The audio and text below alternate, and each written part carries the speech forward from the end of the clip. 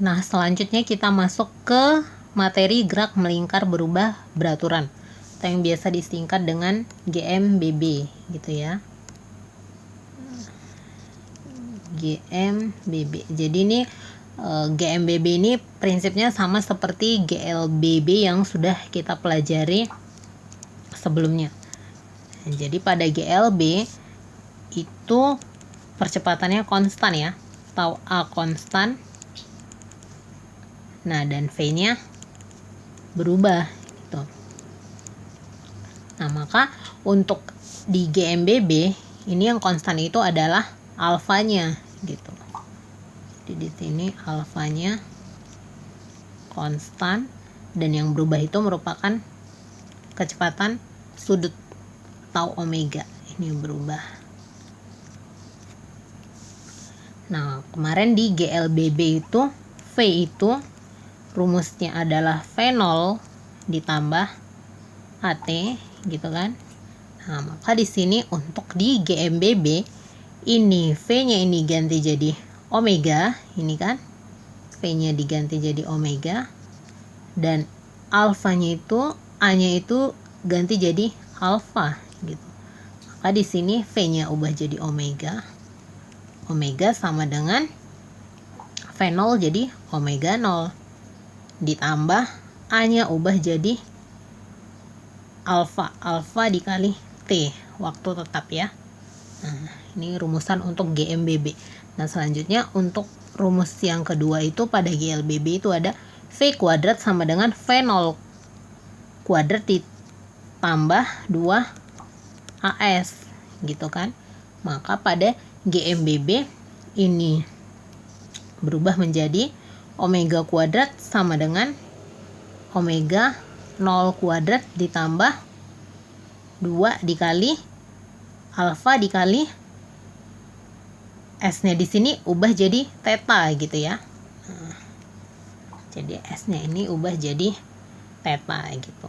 Nah, selanjutnya yang rumus yang ketiga itu ada S sama dengan V0T ditambah setengah AT kuadrat gitu kan. Nah, maka untuk gerak melingkar beraturan ini S-nya itu kita ubah jadi theta, itu sama dengan V0-nya itu jadi omega 0 gitu ya, omega 0 dikali T ditambah setengah dikali alfa gitu ya, dikali T dikuadratkan. Nah, inilah rumus untuk gerak melingkar berubah beraturan gitu ya. Nah, jadi pada gerak melingkar berubah beraturan ini kemarin bentuknya seperti ini ya.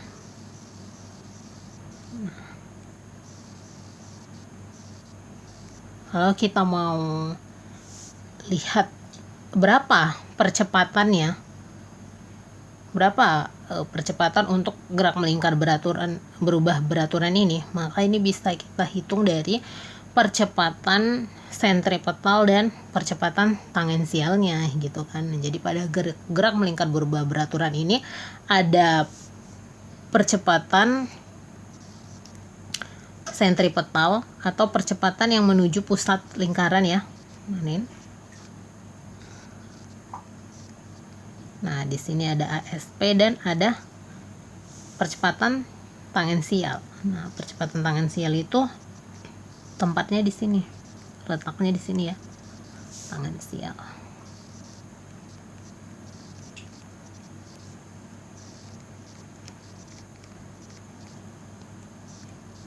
Ini merupakan percepatan tangensial. Nah, maka dari percepatan tangensial dan percepatan sentripetal ini dia itu akan membentuk vektor gitu kan. Jadi kalau kita gambarkan dia ini membentuk vektor ya, ke sini dan ada yang ke sini gitu kan. Nah, jadi A tangensial itu ke sini,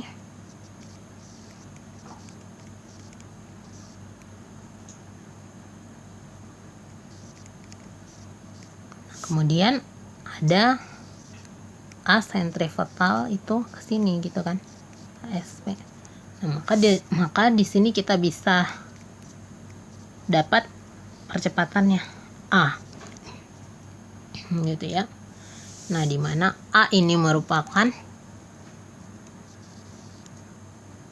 akar dari A SP kuadrat ditambah A tan kuadrat gitu ya. Nah, dimana kemarin A tangensial itu rumusnya adalah alfa dikali R gitu kan, dan A sentripetal itu sama dengan P kuadrat per R atau sama dengan omega dikali R gitu kan. Nah, jadi kita bisa hitung percepatan pada gerak melingkar berubah beraturan itu rumusnya ini ya. Nah, oke. Selanjutnya coba kita masuk ke contoh soal. Oke, ini saya hapus dulu.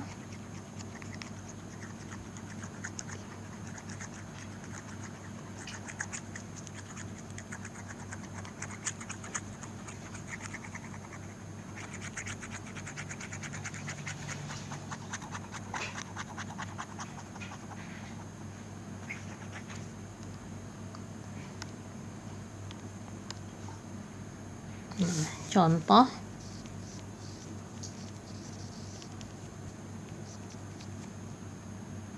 sebuah kepingan CD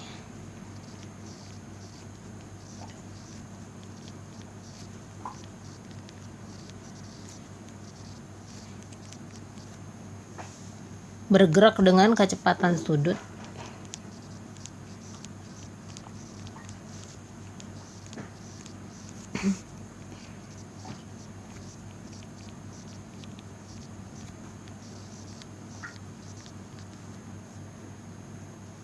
(360 rotasi per menit).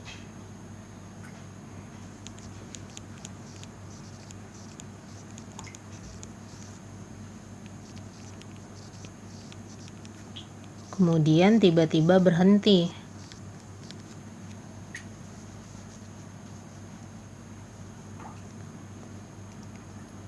Maka yang ditanya berapakah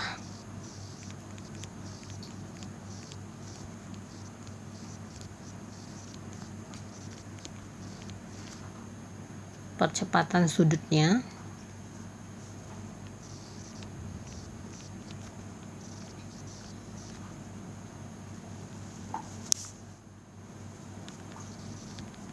jika kepingan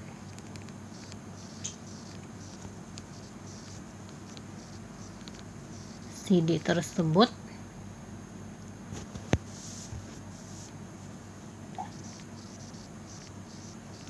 berhenti dalam waktu 10 second gitu kan. Ini contoh soalnya ya. Maka ini bisa kita hitung gitu ya.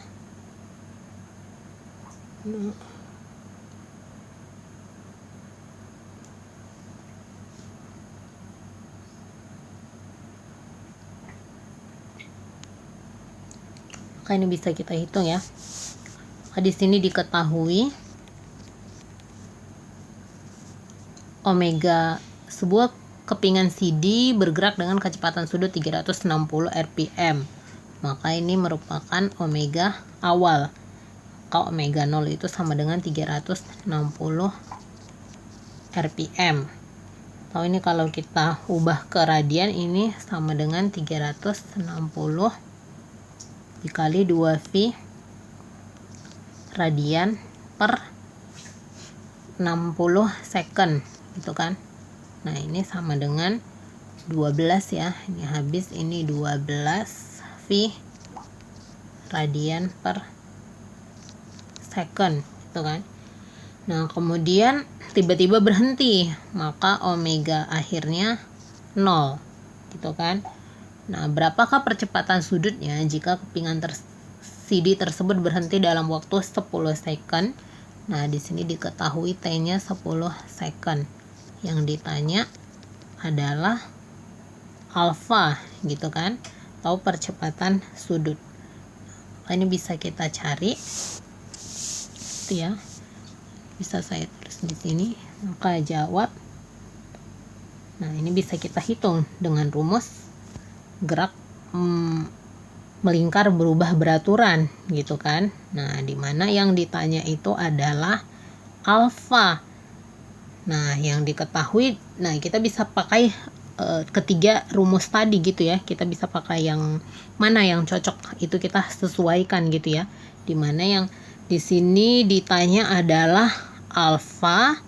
Nah, diketahui ada omega dan omega awal dan kemudian waktu, maka kita bisa pakai rumus yang pertama ya, di persamaan gerak melingkar berubah beraturan tadi gitu. Nah, maka di sini bisa kita gunakan rumus omega sama dengan omega 0 ditambah alfa dikali T gitu kan. Nah, dimana omega itu 0, omega 0 itu 360 rpm ya, atau 2 V radian, 12 V radian ya. Nih, kita pakai yang ini, 12 V radian per second dikali ditambah alfa, ini alfa yang diketahui, dikali T 10 gitu. Maka kita dapat lah dari sini nilai alfa, maka alfa dikali 10 atau 10 alfa itu sama dengan 12 V ya kan, radian per second. Maka di sini ini ya, 12 V radian per second. Maka di sini alfa sama dengan 12 V radian per second dibagi 10 second gitu kan. Maka di sini alfa sama dengan ini alfa sama dengan ini 12 V radian, ini negatif ya, kan pindah ya. Ini alfa dikali 10 sama dengan ini pindah jadi negatif 12 V radian. Maka ini min 1,2 V itu ya, radian per second kuadrat kan. Ini kalau kita lihat dari satuannya gitu kan, radian per second kuadrat. Maka alfa sama dengan min 1,2 V itu ya, nilai percepatan sudutnya. Oke. Nah, selanjutnya ada yang disebut dengan hubungan nih ya, hubungan lingkaran gitu ya.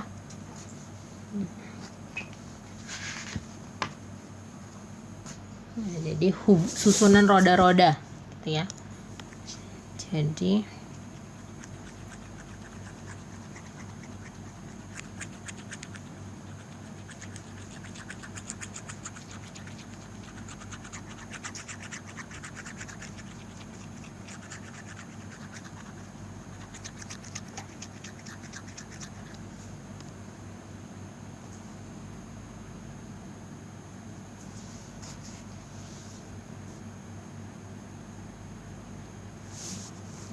ada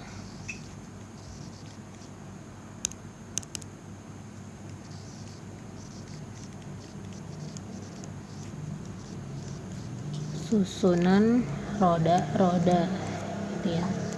Nah, jadi di sini ada yang sepusat, ada yang bersinggungan, dan ada yang terhubung dengan rantai atau sabuk gitu ya. Jadi di sini yang pertama itu ada bentuknya satu poros gitu ya, atau sepusat gitu kan.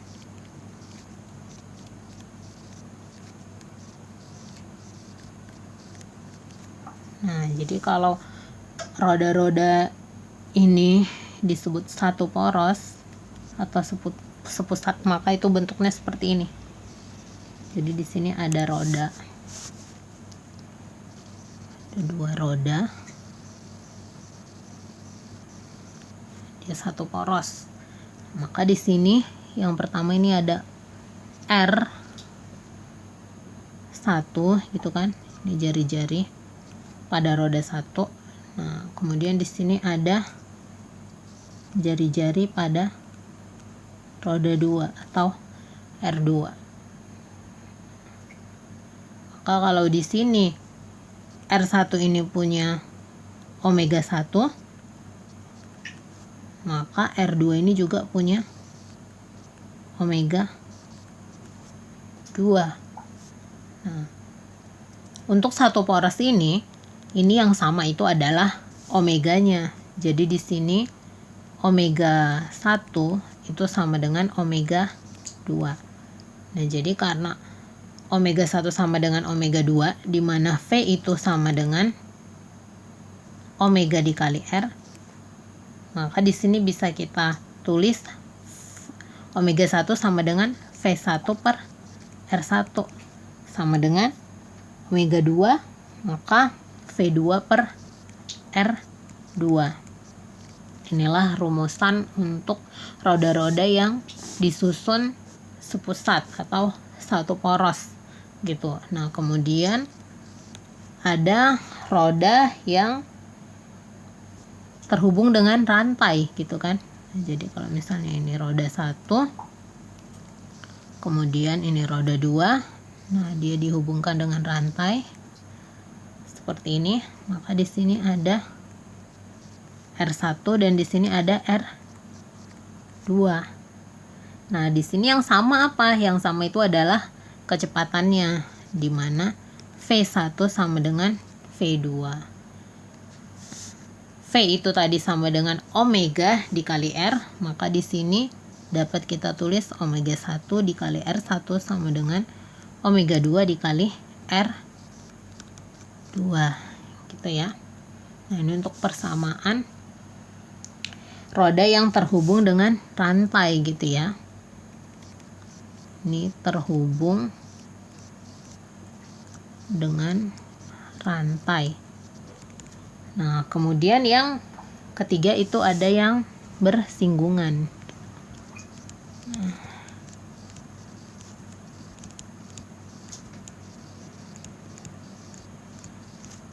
Nah, bersinggungan gitu ya. Jadi ini bentuknya seperti ini.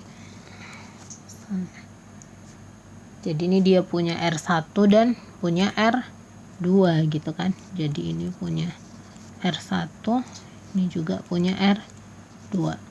Nah, dari bentuk ini didapatlah persamaan. Di sini yang sama itu adalah V-nya gitu ya. Sama seperti ini ya. Sama yang seperti terhubung dengan rantai gitu ya. Jadi V1 sama dengan V2. Maka di sini omega 1 dikali R1 sama dengan omega 2 dikali R2. Nah, inilah untuk susunan roda-roda gitu ya. Nah, kemudian contoh soalnya. Misal ya, contoh soalnya seperti ini. Ini saya hapus dulu. Saya hapus yang ini. Nah, contoh misal ada bentuk roda yang disusun seperti ini.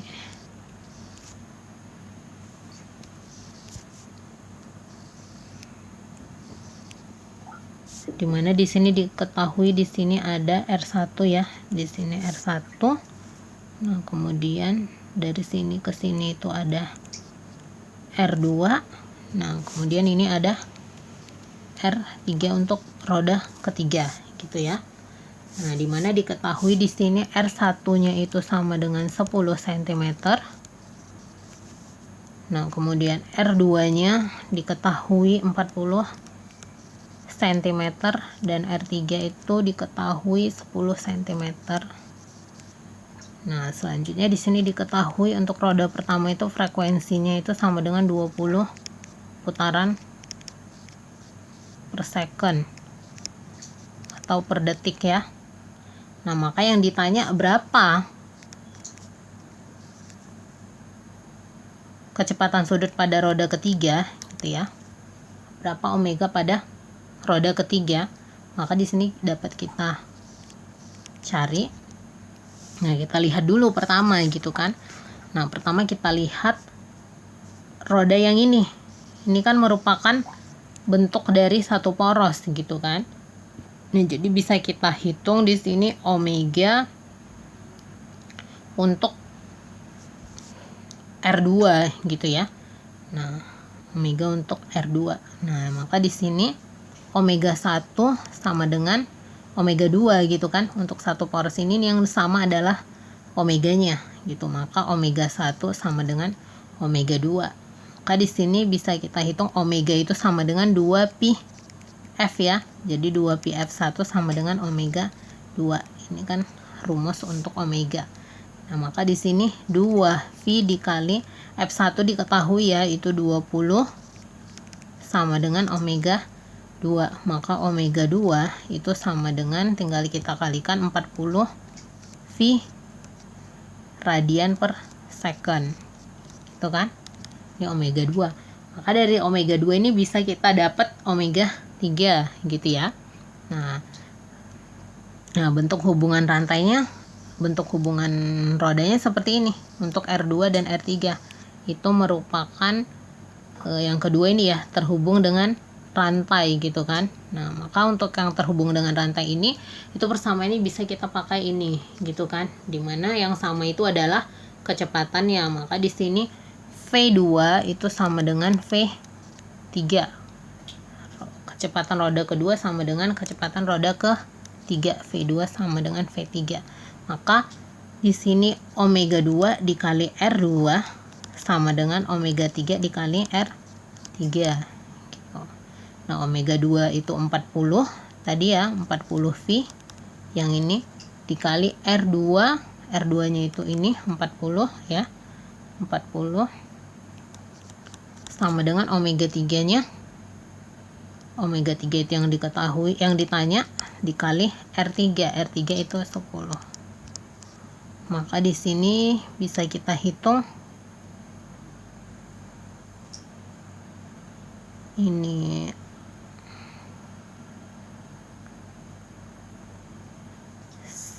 4 kali 4 16 ya, 1600 V sama dengan omega 3 dikali 10. Maka omega 3 sama dengan 1600 dibagi 10 sama dengan 160 V radian per second. Nah, inilah kecepatan sudut untuk roda yang ketiga ini. Oke, sampai di sini dulu untuk materi gerak melingkar berubah beraturan. Wassalamualaikum warahmatullahi wabarakatuh.